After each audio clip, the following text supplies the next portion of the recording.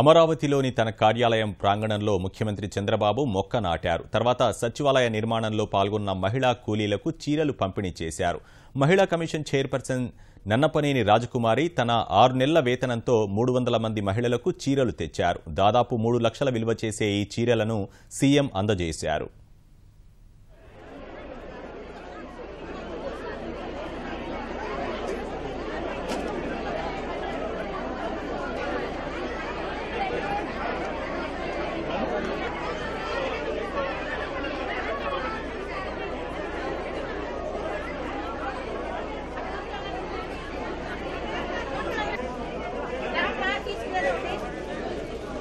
చంద్రబాబు నాయుడు గారి ఆఫీస్కి వచ్చిన సందర్భంగా నా 6 నెలల జీతాన్ని చీరలు కొని అవన్నీ తీసుకొచ్చి ఇక్కడ 400 చీరలు తీసుకొచ్చి ఆ చీరలన్నీ కూడా పంపిణీ చేయడం జరిగింది.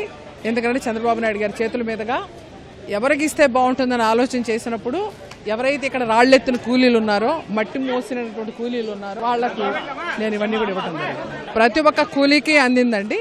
ఇంకెవరైనా ఇవ్వాల్సి ఉంటే కూడా ఇంకా ఇస్తామండి.